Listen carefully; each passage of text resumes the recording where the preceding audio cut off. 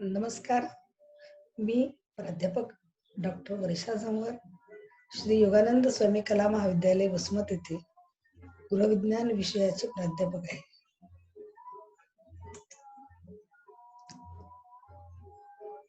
आणि ह्या कोविडच्या लॉकडाऊनच्या आणि कर्फ्यूच्या कालावधीमध्ये विद्यार्थ्यांचं नुकसान होऊ नये म्हणून हा व्हर्च्युअल लर्निंगचा जो प्रयोग आहे त्यामध्ये मी आपल्यासाठी एक सिलेबस मधला प्रीनेटल डेव्हलपमेंट हा विषय घेऊन आले आहे.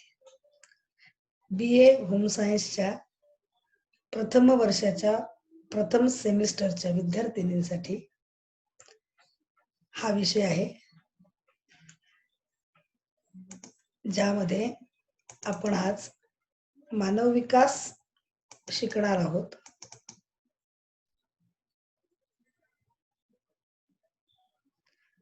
मानव विकासामधील पहिला जो दुसरा जो धडा आहे तो आहे प्रीनेटल डेव्हलपमेंट, म्हणजे जन्मपूर्व विकास. जन्मपूर्व विकासाचा अभ्यास करत असताना त्या अनुषंगानं बऱ्याच गोष्टींचाही अभ्यास करावा लागतो, ज्यामध्ये प्रजनन संस्था, प्रजनन संस्थेमध्ये पुरुष प्रजनन संस्था आणि स्त्री प्रजनन संस्था, मासिक पाळी आणि त्यानंतर गर्भावस्था आणि जन्माच्या अवस्था.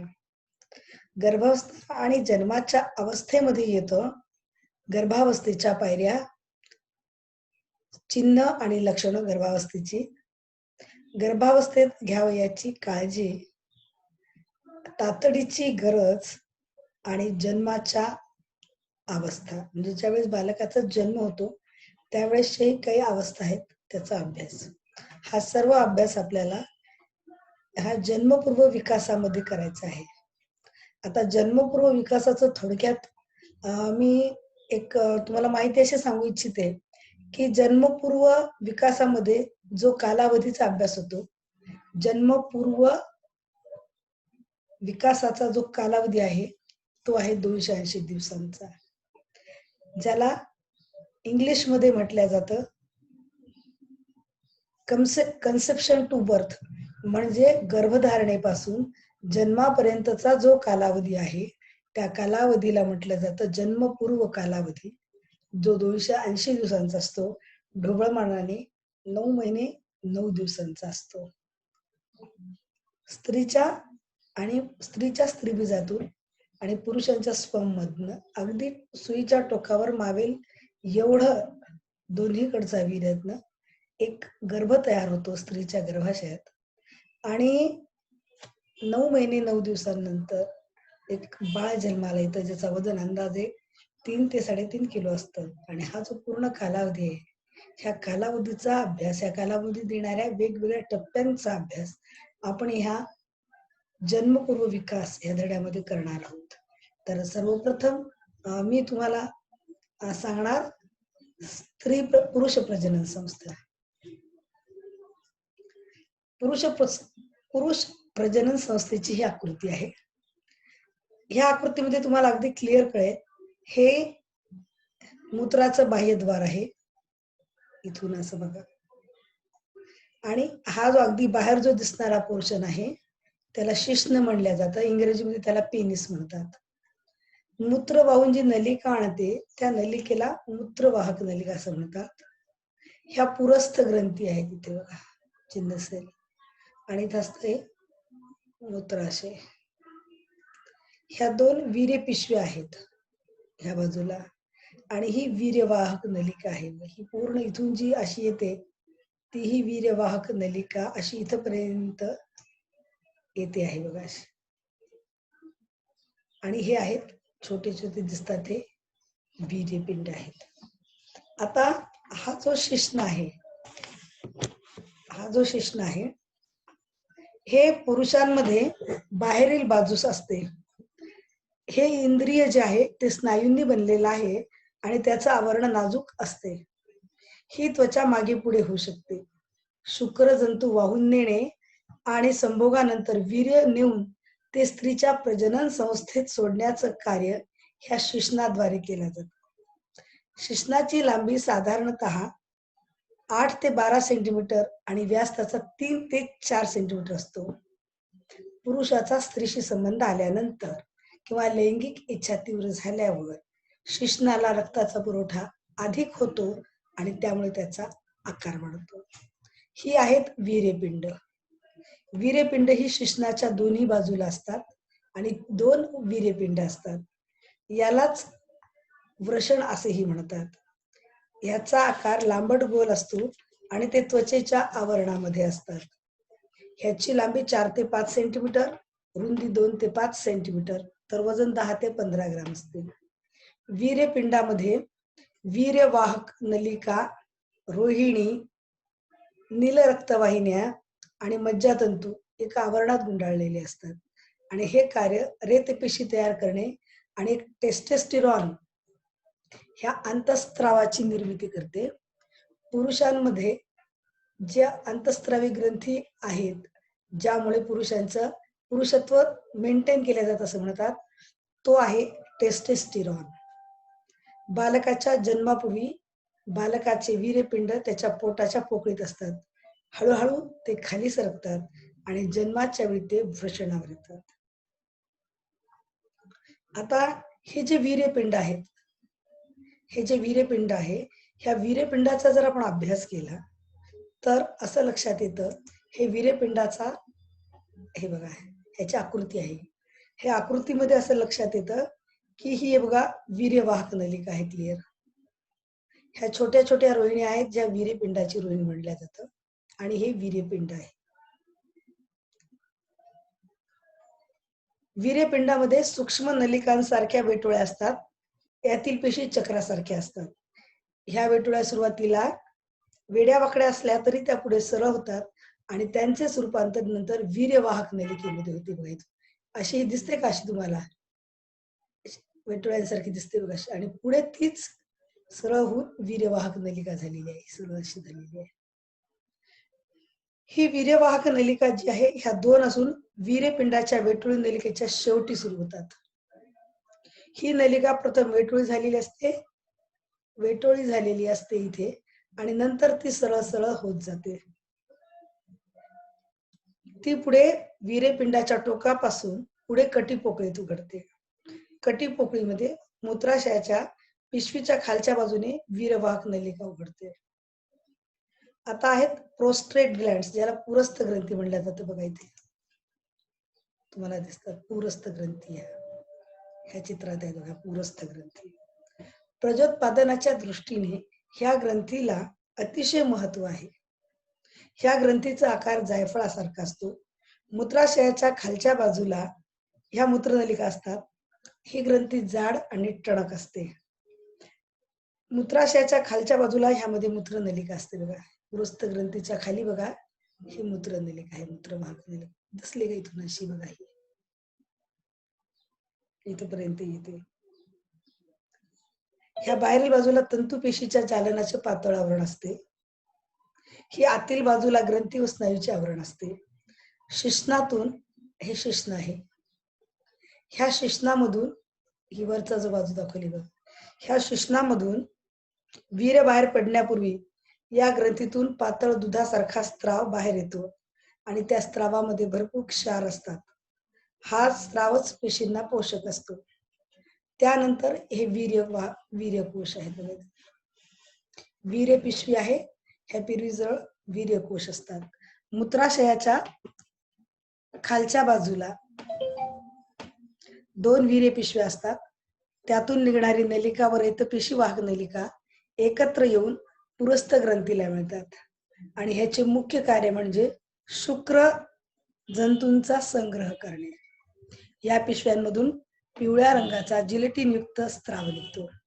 त्यामुळे शुक्रजंतूच्या आकारात वाढ होते आणि या स्त्रावामध्ये असलेले फ्रुक्टोन, अमिनो ऍसिड्स शुक्रजंतूला शक्ती प्रदान करत असतात. तर ही आहे आपण आता पाहिलेली पुरुष प्रजनन संस्था. त्याचप्रमाणे आता आपण पाहणार आहोत स्त्री प्रजनन संस्था. ही स्त्री प्रजनन संस्था आहे.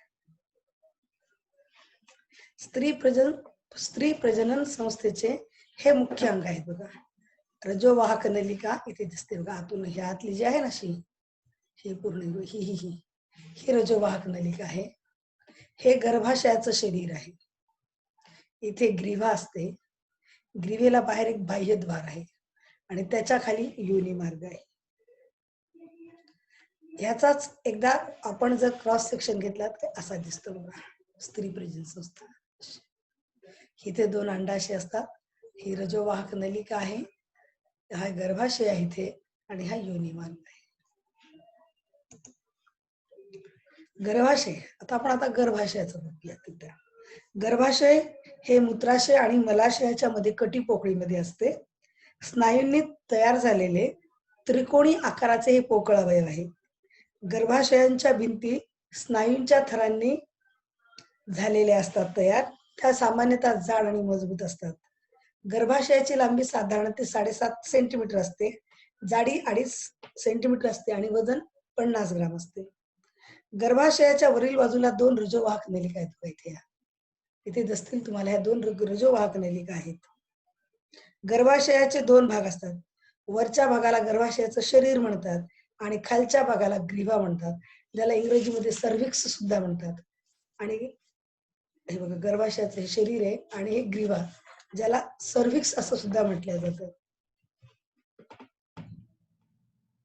हे गर्भाशयाचं जे शरीर आहे हे मध्यभागी थोडं आकुंचन झालेलं बघा, इथे दिसते तुम्हाला, आकुंचन झालेलं असतं. वरचा भाग शरीर असतो, त्याच्या दोन्ही बाजूला ह्या रजोवाहक नलिका उघडलेल्या आहेत आणि त्याचा आकार त्रिकोणासारखा असून टोक मात्र ग्रीवेकडे असतं. ह्याची हालचाल अधिक होते. ग्रीवेची लांबी ही 2.5 सेंटीमीटरची असते. गर्भाशय आणि योनीकडील भाग अरुंद शरीराच्या हालचालीत ग्रीवेची हालचाल कमी होते. ग्रीवा ही सरळ रेषेत योनी मार्गात येते. इथे अशी या योनीकडील गर्भाशयाच्या भागाला बाह्यद्वार तर ग्रीवेकडच्या भागाला अंतद्वार असं म्हणतात. इथे बाह्यद्वार आहे, इथे बघा दिसते तुम्हाला.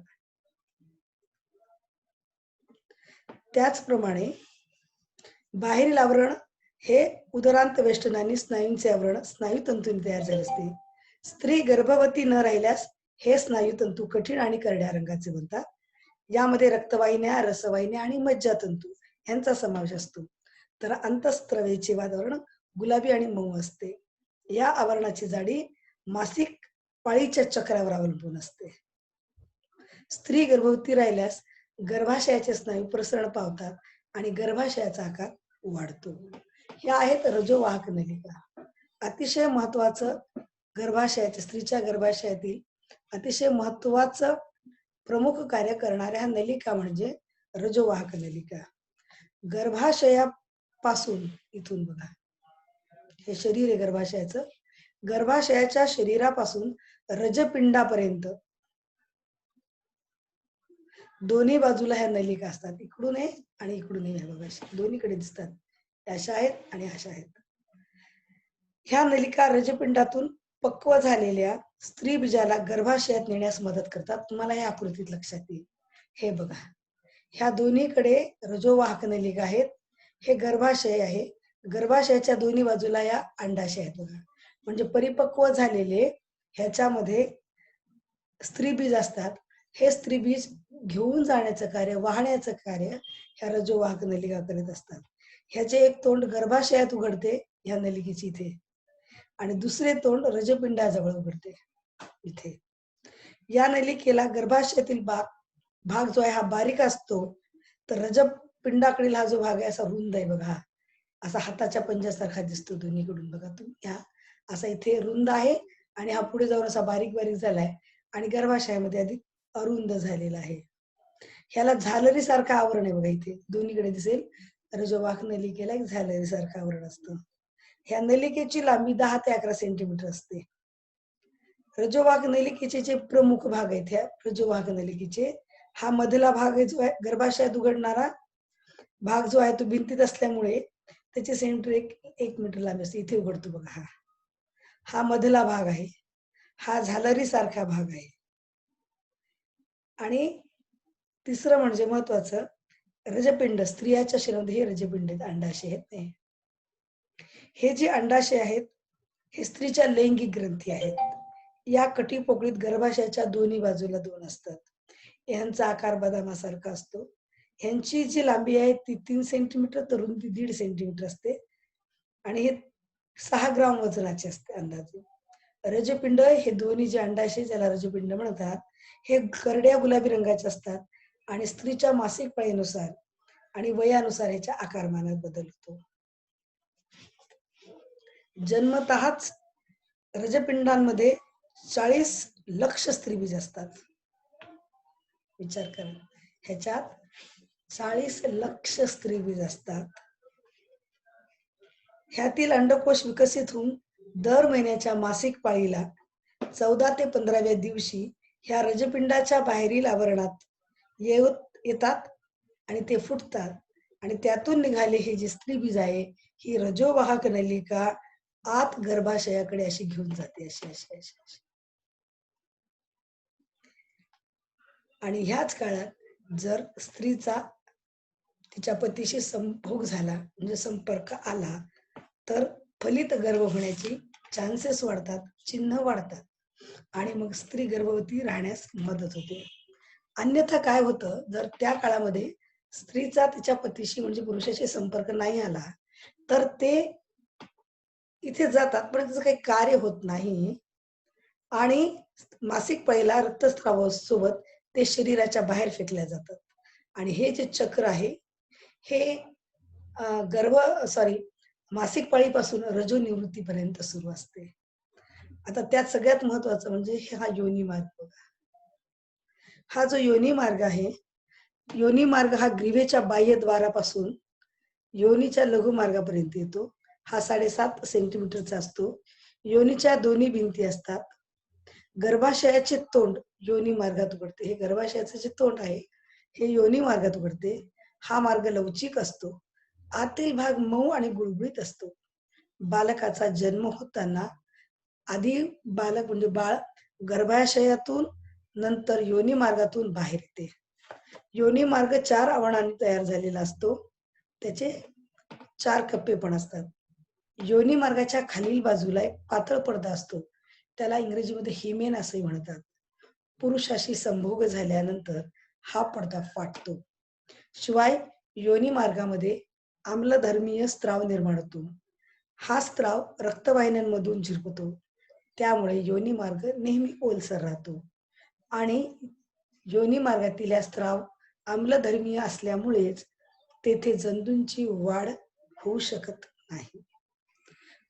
ही झाली स्त्री प्रजनन संस्थेची माहिती. मी सुरुवातीला तुम्हाला सांगितली पुरुष प्रजनन संस्थेची आणि आता स्त्री प्रजनन संस्थेची. आता ह्यानंतर मी तुम्हाला सांगणार मासिक पाळी. तुम्ही सर्व मुली ज्या फर्स्ट इयरला आहात ह्या अंदाजे 18 वर्षाच्या वयाच्या मुली आहात सगळ्याजणी.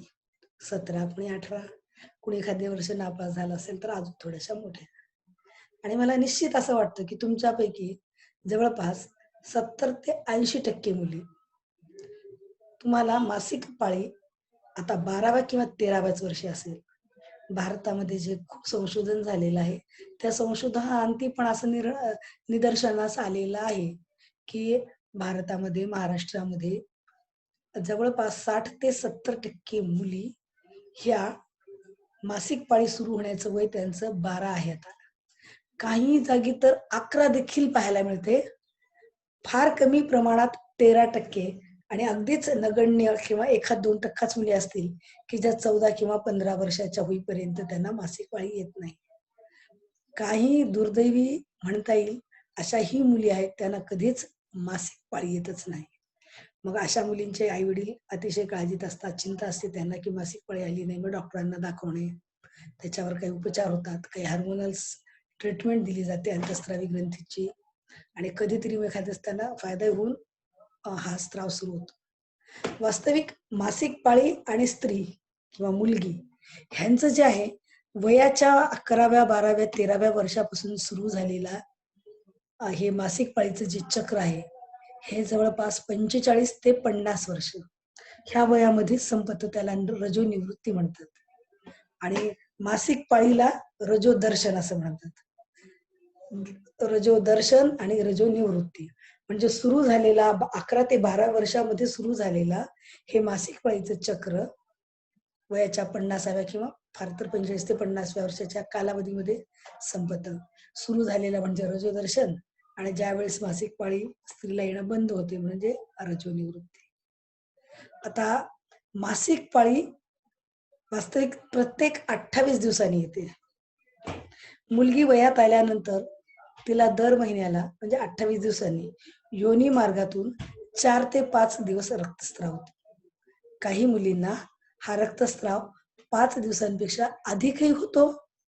काही जणांना म्हणजे काही मुलींना हा त्रास 4 दिवस रक्तच जात नाही, अगदी 1 ते 2 दिवस आणि तेही खूप कमी. हे दोन्ही प्रकारचे व्हेरिएशन्स यामध्ये आहेत. पण वास्तविक सामान्यतः 4 ते 5 दिवस योनी मार्गातून रक्तस्राव होतो. यालाच मासिक पाळी म्हणतात. मासिक पाळी आल्यानंतर मुलगी प्रजोत्पादनासाठी आता सक्षम झाली आहे. म्हणजे लग्नासाठी मुलगी आता तयार आहे असं मत असतं. पूर्वीच्या काळामध्ये 9-10 वर्षाच्या मुलीचं लग्न व्हायचं, तिला माहेरीच ठेवल्या जायचं आणि मग ती वयात आली म्हणजे तिला मासिक पाळी आल्यानंतर तिला सासरी पाठवले जायचं.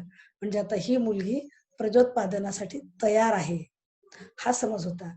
त्या लोकांना जरी याचा शास्त्रीय अभ्यास नव्हता पूर्वीच्या लोकांना, तरी पण मुलगी वयात आली म्हणजे आता ती प्रजोत्पादनासाठी सक्षम आहे हे समीकरण असतं. साधारणतः मासिक पाळी सुरू होणे किंवा लवकर होणे हे डिफरन्स आहे. याच्यामध्ये वैयक्तिक काही वेळा बदल होऊ शकतो. 11 मी जे तुम्हाला सांगितलं 11, 12 किंवा 13, 14 आणि हे कशावर अवलंबून असतं तर अ, अ, मिळणारा आहार, हवामान, आजूबाजूचं वातावरण आणि एखाद्यास आईला त्यांच्या मुलीच्या आईला ज्या वयात मासिक पाळी आलेली असते त्याचाही थोडाफार परिणाम म्हणजे जेनेटिकली आपण असं म्हणू शकतो की त्याच्यावर काही परिणाम होऊ शकतात. उष्ण प्रदेशात आणि चांगला आहार घेणाऱ्या मुलींना मासिक पाळी लवकर येते, तर थंड प्रदेशात राहणाऱ्या ज्यांचा आहार अपुरा आहे किंवा कमी आहे अशा मुलींना मासिक पाळी उशिरा येतं असंही बऱ्याच संशोधकांनी त्यांच्या अभ्यासात सांगितलेलं आहे. किशोरावस्थेमध्ये मुलींमध्ये किशोरावस्था म्हणजे आता 11 ते 15 आणि 16 ते 18 अशी झालेली आहे. म्हणजे या दोन्ही अवस्थेमध्ये किशोरावस्था सुरू होताना ही जी मुलींमध्ये मासिक पाळी येते त्यामुळे त्यांच्यात बरेचसे बदल होतात. शारीरिक बदलही होतात आणि मानसिक बदलही होतात.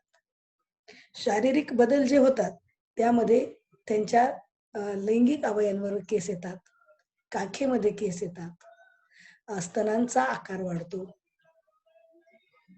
त्यामुळे एक शरीराला एक गोलाई तयार येते आणि कटिभाग रुंदावतो आणि मुलींमध्ये एक स्त्री सुलभ भावना तयार होते. त्याचप्रमाणे प्रत्येक स्त्रीला जर ती मुलगी निरोगी असेल म्हणजे स्त्री निरोगी असेल तर 28 दिवसांनी ही पाळी येते. ह्याचं कारण महत्वाचं शास्त्रीय म्हणजे असं की अंडाशयातून दर महिन्याला एक परिपक्व झालेलं स्त्री बीज बाहेर येतं. मी तुम्हाला आता आकृती दाखवली होती थोड्या वेळापूर्वी. ही आकृती बघा की प्रत्येक महिन्याला ह्या अंडकोश म्हणजे अंडाशय किंवा रजपिंड म्हणतात ह्यामध्ये काय होतं की दर 28 दिवसांनी एक परिपक्व बीज स्त्री बाहेर येतं आणि ही जी रजोवाहक नलिका आहे ही ह्यातलं घेऊन गर्भाशयाकडे जाते. गर्भाशयामध्ये एक पातळ आवरण असते. या काळातच पुरुषाशी जर संपर्क आला, पुरुषाच्या शुक्रजंतूशी जर स्त्री बीजांचा संयोग आला तर स्त्री बीज फलित होते आणि गर्भधारणा होऊ शकते. गर्भधारणा झाल्यास स्त्रीची मासिक पाळी बंद होते. परंतु जर ह्या काळामध्ये शुक्रजंतूशी स्त्री बीजांचा संयोग झाला नाही तर नवनिर्मित तंतूची आवश्यकता भासत नाही. हे आवरण फुटते आणि रक्तस्राव सुरू होतो. या रक्तस्रावामध्ये श्लेष्मा असतो. हा स्त्राव प्रथम लाल व नंतर फिकट रंगाचा होत जातो. यामध्ये फायब्रिन नसल्याने त्याच्या गुठळ्या तयार होत नाही आणि ही जी प्रक्रिया आहे रजोदर्शनाची मासिक पाळीसोबत सुरू झालेली ही रजोनिवृत्तीपर्यंत चालू असते. मासिक पाळीची लक्षणं पण आहेत. जेव्हा मासिक पाळी येते त्यावेळेस मासिक पाळी येण्यापूर्वी सुद्धा किंवा येत असताना आणि आल्यावर बऱ्याच लोकांना त्रास होतो. ज्यामध्ये मी ते दिलेलं आहे बघा इंग्रजीमध्ये मी तुम्हाला सांगते.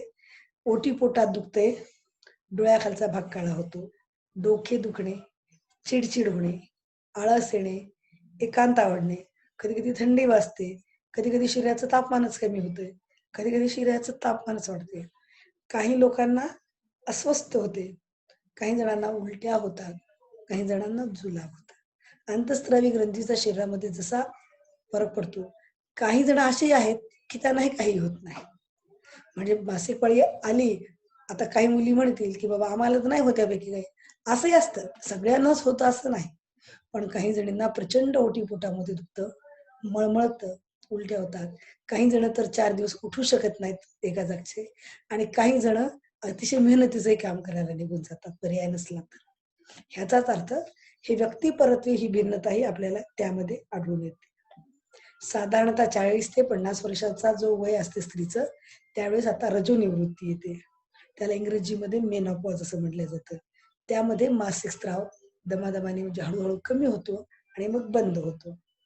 आणि मग स्त्रियांच्या स्तनांचा आकारही थोडा छोटा होतो. शरीरावर चरबी जमा व्हायला लागते. या काळामध्ये स्त्रियांच्या मनावर थोडा मानसिक ताण येतो.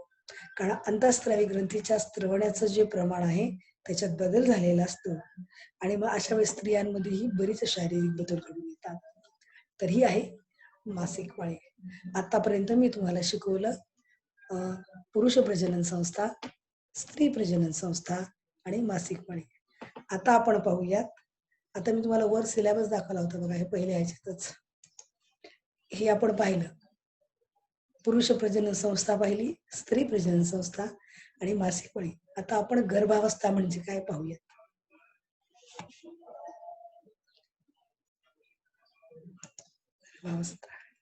तुम्हाला स्त्री प्रजनन संस्थेची आकृती दाखवली मी, त्यावेळेस तुम्हाला मी सांगितलं होतं, ह्या वरच्या आकृतीमध्ये तुमच्या लक्षात येईल. हे बघा, गर्भाशयामध्ये प्रत्येक 28 दिवसांनी तयार होतात हे जी सॉरी रजपिंडांमध्ये होतात आणि हे झाल्यासारखं रजोवाहक नलिका ज्या आहेत ती पिंड घेतात आणि गर्भाशयात आणून सोडतात.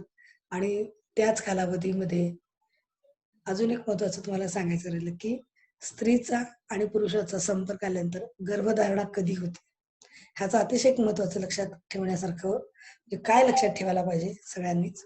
तर मासिक पाळी आल्यानंतर म्हणजे मासिक पाळी आल्याचा जो पहिला दिवस आहे तोथ पासून सलग जर 10 दिवस आपण मोजले म्हणजे पहिला, दुसरा, तिसरा, चौथा, 5वा दिवस मासिक पाळीमध्ये रक्तस्राव होतो. पण त्यानंतर 6वा, 7वा, 8वा, 9वा आणि 10वा ह्या दिवसामध्ये जर स्त्रीचा आणि पुरुषाचा संभोग जरी झाला तरी देखील स्त्रीच्या गर्भवती राहण्याची जी शक्यता असते ती नसतेच असं म्हणायला पाहिजे.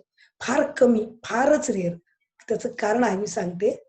आणि म्हणजेच 11व्या दिवसापासून ते 20व्या दिवसापर्यंत, 11व्या दिवसापासून 20व्या दिवसापर्यंत ही जी रजपिंडातील अंडाशयातील जी स्त्रीबीज आहेत ही परिपक्व होतात आणि ही रजोवाहक नलिका 11 ते 20 ह्या दिवसांमध्येच ते स्त्रीबीज परिपक्व होतात, असे बाहेर येतात. मग रजोवाहक नलिकांना उचलते आणि गर्भाशयात आणते आणि ह्या काळामध्ये स्त्रीचा आणि पुरुषाचा जर संभोग झाला तरच तिथे गर्भ तयार होण्याची शक्यता असते. त्यानंतर 21व्या दिवसापासून परत 28व्या दिवसापर्यंत त्या काळात जरी स्त्रीचा आणि पुरुषाचा जर संपर्क आला किंवा संभोग झाला तर गर्भवती राहण्याची शक्यता खूप कमी असते. महत्वाचा पिरियड. डॉक्टर सुद्धा बघा, जेव्हा मुली लग्न होऊन जातात डॉक्टरांच्याकडे 1-2 नंतर त्यांना सांगतात की बाबा मला असं थोडी शिक्षण घ्यायला लागली की मी गर्भवती आहे, तर डॉक्टर 2 सांगतात बघा. आजकाल एक टीव्हीवर तुम्ही सगळ्यांनी पाहिलं असेल, प्रेगा न्यूज नावाची पट्टी, त्याची स्ट्रीप येते बघा. ती स्ट्रीपवर एक वीर्याची जर तुम्ही थेंब टाकला की एका मिनिटात दाखवतं की स्त्री गर्भवती आहे का नाही. कारण त्या 2 लाल रेषा येतात त्याच्यावर, नाहीतर मग जर नसेल तर तशीच राहते. आणि मग ते जेव्हा असं 2 रेषा आल्या म्हणजे स्त्री गर्भवती आहे. आणि सगळ्यात महत्वाचं पहिलं चिन्ह म्हणजे त्यांची मासिक पाळी बंद होते. तरी पण डॉक्टर त्यांना विचारतात, तुमची मागची मासिक पाळीची तयारी काय होती तुम्हाला आलेली? कधी आली होती? मग ते जेव्हा ते सांगते व्यक्ती त्यांना, महिला, की अशी होती, मग त्यावरून ते कॅल्क्युलेट करतात आणि त्याच दिवशी ते तुम्हाला सांगतात की डिलिव्हरीची डेट काय आहे. म्हणजे त्याच दिवशी मासिक पाळीचा दिवसावरून, ज्या दिवशी त्यांना मासिक पाळीचा दिवस होता, म्हणजे ज्या दिवशी तुम्ही डोकं नाही आलेलं असं विचारतात डॉक्टर मराठीमध्ये, तुमचं डोकं कधी नाही आलं, म्हणजेच 5वा दिवस कधी होता, त्या दिवसापासून म्हणजे ते 11 ते 21 दिवसांच्या मधला तो दिवस ते कॅल्क्युलेट करतात आणि मग ते सांगतात 9 महिने 9 दिवस लावतात, अधिक आणि उणे म्हणजे 9 दिवस 9 महिन्यानंतर कधी 10 दिवस कमी किंवा 10 दिवस जास्त आणि तो अंदाजे पिरियड ते सांगतात की त्या महिन्यामध्ये सदरील व्यक्तीची सदरील महिलेची डिलिव्हरी होऊ शकते. आणि हे कॅल्क्युलेशन सुद्धा ह्याच्यावरच अवलंबून असतं की तुझी मासिक पाळीचा दिवस कोणता. ठीक आहे. आता हे बघा इथे एक छोटासा रेतपिंड असा स्त्री बीजात येतो आणि गर्भधारणा होते.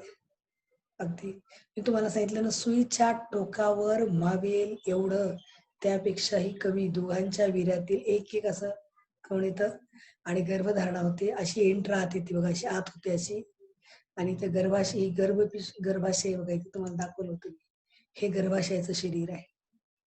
आधी ह्याच रजोवाहक नलिकेतनं इथनं घेतात आणि इथेच होतं, इथेच गर्भ तयार होतो. सुरुवातीला गर्भ इथेच तयार होतो आणि ह्याच्या आत बारीक बारीक केस असतात रजोवाहक नलिकेच्या, ते हलतात हलतात अशी आणि तो असं हलत हलत हलत हलत हलत हलत असं असं करून त्याला ढकलत इथे आणून सोडतात.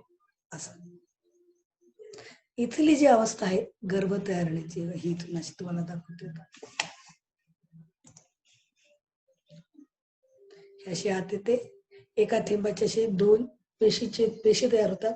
2च्या 4, 4च्या 6, 8, 12, 16, 18, 20, 32, 36, 64 इतक्या फास्ट होतात. आणि मग सीताफळाला जसे वरवर शिकले असतात तसं एक पुंजका तयार होतो, पेशींचा पुंजका तसा झाला. आणि नंतर त्याच्या आतून मग तो आवरण तयार करतो, त्याच्या आतून तो जागा तयार करतो. आणि मग तुम्हाला इथे दाखवते बघा, मी चित्र आहे आपल्याकडे, हे बघा इथे असं आत येतं. एकाच्या 2 पेशी तयार झाल्या, 2च्या 4, 4च्या 8 असं सीताफळासारखं खूप झाल्या. मग ह्याला बॅस्ट्युला स्टेज म्हणतात. इथे बघा सीताफळासारखं म्हटलं ना, इथं आवरण तयार करतात. ह्या पेशी अशा मागे मागे मागे जातात ह्या आवरणांच्या. असं अजून मोठी झाली बॅस्ट्युलाची स्टेज आणि असा होतो, म्हणजे सगळ्या बाहेर बाहेर बाहेर यायला लागतात, आतच राहतं. आणि मग हा एम्ब्रियो म्हणजे इथे असं आलं लक्षात. त्याच्या संदर्भात एक असं पण चित्र बघा, असं असे वेगवेगळ्या अशा पेशी तयार होतात. आणि मग हे 4 आठवड्यांचं बाळ, हे 10 आठवड्यांचं बाळ, हे 16 आठवड्यांचं बाळ आणि जवळपास 24 आठवड्यांचं असं बाळ तयार होतं. तत्पूर्वी मग मी तुम्हाला आधी हे सांगून समजून घेऊ आपण कसं होतं हे. बरोबर आहे. हे वडिलांची जे रंग शुक्रजंतू असतात, वडिलांतील शुक्रजंतू आहेत तिथे आणि आईतील स्त्रीबीज. वडिलांच्या शुक्रजंतू आणि आईतील स्त्रीबीज ह्या दोघांचा संभोग होतो आणि मग गर्भधारणा होते. तर प्रत्येकाच्या ह्याच्यामध्ये हे जे स्त्रीबीज आहेत, शुक्रजंतू जे असतात ते पुरुषाच्या वीर्यपिंडातून शुक्रजंतू तयार होतात. ते शिश्नातून बाहेर जाणाऱ्या वीर्यामध्ये असंख्य शुक्रजंतू असतात. जवळपास 2 ते 4 मिलीलिटर ml छोट्याशा ह्याच्यामध्ये 200 ते 300 मिलियन लक्ष शुक्रजंतू असतात. आणि त्यांचं एक शेपटीमुळे शुक्रजंतूची अशी हालचाल होत असते. बघा इथे तुम्हाला जे दाखवलं ना, हे बघा हालचाल होत असते. ते एका मिनिटात 1.8 इंच पुढे जातात. गर्भाशय किंवा रजोवाहक नलिकेत 14 दिवस पर्यंत ते जिवंत राहतात. हे जे शुक्रजंतू इथे जातात, हिमोग्रातून जरी गेले तरी इथे हे 14 दिवस राहतात या रजोवाहक नलिकेमध्ये. परंतु फलन करण्याची शक्ती ही पहिल्या 24 किंवा 42 तासातच असते.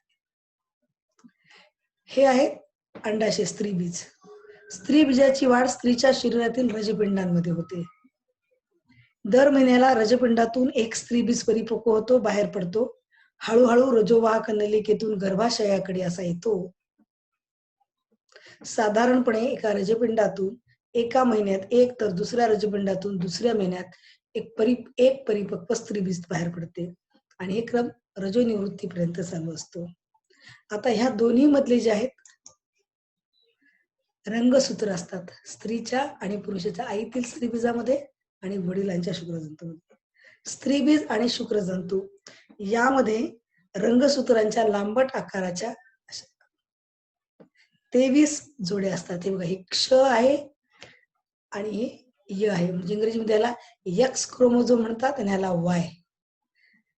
आईच्या स्त्रीबीजामध्ये 22 रंगसूत्रांच्या जोड्या आहेत. त्या सगळ्या एक्स एक्सच आहेत. पण पुरुषाच्या म्हणजे वडिलांच्या शुक्रजंतूमध्ये एक्स आणि वाय अशी पण एक जोडी असते. आणि जोड्यांपैकी एक जोडी विशिष्ट असते, ज्या जोड्यांना ठळक बिंदू म्हणतात आणि ह्या बिंदूंना रंगमणी म्हणतात. आणि अनुवंशिकतेने एका पिढीतून दुसऱ्या पिढीमध्ये जे कॅरेक्टर्स, जे गुण येतात ते आणण्याचं काम हे रंगमणी करत असतात. आपल्याकडे ढोबळमानाने बनतात बघा, आत्यावर गेली आहे म्हणजे आत्यासारखी तापट आहे, दिसायला आत्यासारखी आहे किंवा हुबेहुब आत्यासारखा तिचा चेहरा आहे. काही वेळा मामा सारखा आहे मुलाला म्हणतात, कधी कधी म्हणतात आजोबावर गेला एकदम, कधी कधी रागाला म्हणजे आजी सारखीच झालीये. म्हणजे एका पिढीतून दुसऱ्या पिढीत फक्त दिसणंच नव्हे, दिसणं, असणं, स्वभाव, आवाज, बोलणं, केस, डोळ्यांचा आकार, लांबी, रुंदी सगळ्याच गोष्टींमध्ये हे रंगसूत्र जे असतात, रंगमणी असतात, ह्यांचं काम महत्वाचं असतं. कारण एका पिढीतून दुसऱ्या पिढीमध्ये जे गुण आणतात त्यांचं हे महत्वाचं कार्यवाहक करण्याचं काम हे रंगमणी करत असतात. आईकडून आणि वडिलांकडून बालकाला अशा 23 म्हणजे एकूण 46 रंगसूत्र प्राप्त होतात. आणि ह्या रंगसूत्रांच्या जोड्यामध्ये आईकडून एक आणि वडिलांकडून एक असे एकूण 22 जोड्या तयार होतात. आता ह्या रंगसूत्रांचा जोड्या तयार होताना कोणता रंगमणी प्रबळ आहे हे सांगता येत नाही. पण जे रंगमणी प्रबळ असतात तेच गुणधर्म बालकामध्ये दिसतात. जर आईचे आणि वडिलांचे दोघांचे केस कुरळे असतील, आईचे केस सरळ असतील आणि वडिलांचे जर कुरळे असतील आणि बालकाचे जर केस कुरळे झाले, ह्याचा अर्थ की वडिलांचा रंगमणी प्रबळ होता, डॉमिनंट होता. त्याचप्रमाणे आपण अजून जर दुसरं उदाहरण घेतलं की आईचे डोळे घारे असतील आणि वडिलांचे डोळे काळे असतील, पण बालकाचा जन्म जर झाला आणि त्याचे जर डोळे घारे आहेत, ह्याचा अर्थ आईकडचे जे रंगमणी होता तो घारड्यांचा, तो प्रॉमिनंट होता आणि त्यामुळे त्या बाळाचा डोळ्यांचा रंग घारा झाला. कधी कधी आई वडिलांसारखेच गुण त्यांच्यामध्ये येतील असंही नाही सांगता येत. कधी कधी इकडच्या आजी आजोबांचे किंवा इकडच्या आजी आजोबांचे, आत्याचे किंवा काकाचे किंवा मावशीचे किंवा मामाचे कुणाचा एखादा प्रॉमिनंट कॅरेक्टर ह्या मुलांमध्ये येऊ शकतो. त्याचप्रमाणे ही जी रंगसूत्रे असतात, रंगसूत्रे ही आपल्या शरीरामध्ये एका जीवपेशीमध्ये साधारणतः 1,00,000 रंगमणी असतात आणि प्रत्येक रंगसूत्रामध्ये 20,000 रंगमणी असतात. डीएनए मध्ये ऑक्सिजनचा एक रेणू कमी असतो. त्याचप्रमाणे शरीराची पेशींची विभागणी होत असताना रंगसूत्राची विभागणी सुद्धा होते आणि मग ते कमी जास्त प्रमाणात होते. कधी कधी आईकडून तुम्हाला जे मी सांगितलं बघा इथे,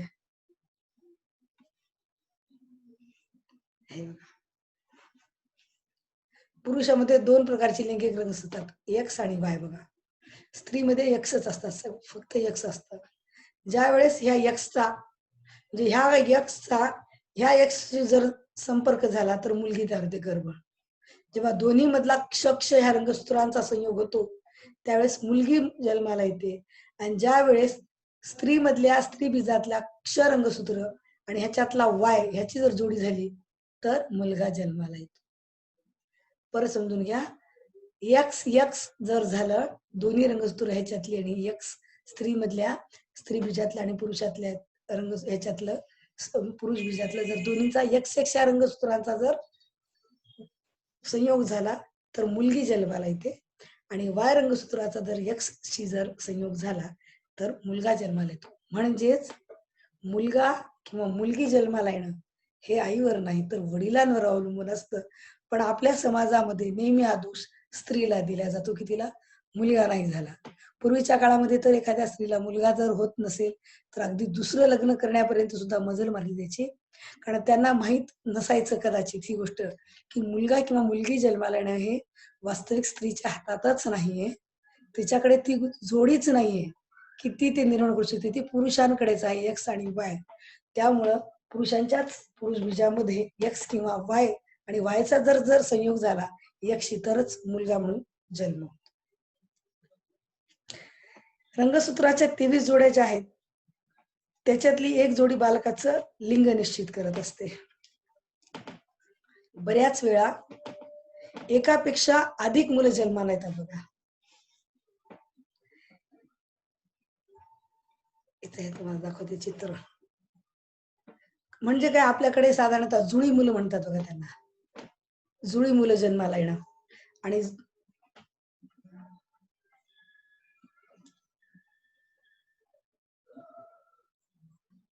जुळी मुलं म्हणजे एकाच वेळेस एक अंडपेशी फलित न होता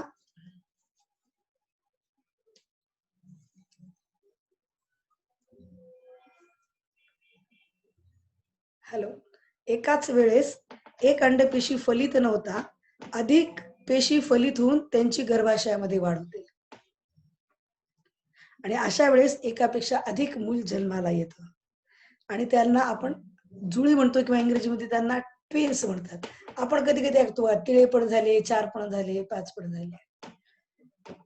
तर ह्या जुळ्या मुलांचे सुद्धा ना 2 प्रकार आहेत, ज्याला बंधुभावी जुळी मुली म्हणतात आणि काहीला एकांड जुळी मुली म्हणतात.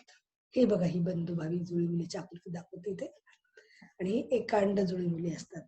ही बंधुभावी जी जुळी मुली आहेत ह्यामध्ये रजपिंडातून 2 स्वतंत्र परिपक्व स्त्री बीजांचा 2 शुक्र जंतूशी संपर्क येतो. हे 2 वेगवेगळे असतात. रजपिंडातून हे 2 स्वतंत्र 2 परिपक्व स्त्रीबीज 2 शुक्र जंतूशी संयोग होतो. ते दोन्ही स्त्रीबीज वेगळे फलित होतात, 2 गर्भ तयार होतात. त्यामध्ये गर्भाची पिशवी आणि वार दोन्हीही वेगवेगळे असतात. दोन्ही बालकांचे वजन चांगले आणि वाढ देखील चांगली असते. ह्या जुळ्यांमध्ये अपत्याचे लिंग एकसारखे असू शकतो किंवा भिन्न असू शकतो. यांना बंधुभावी जुळे म्हणतात. ह्या बालकांची शारीरिक आणि मानसिक वाढ एकसारखी नसते कारण स्वतंत्र आहेत. असे होऊ शकतं की बंधुभावीची जुळी असतात, एक मुलगा आणि एक मुलगी असेल, दोन्हीही मुली असतील किंवा दोन्हीही मुलं असतील, काही होऊ शकतं. आणि ते 2 सेपरेट आहेत, 2 वेगळे स्त्रीबीज 2 वेगळ्या शुक्रजंतूशी त्यांचा संयोग झाला आणि बंधुभावी जुळी मुली तयार होतात.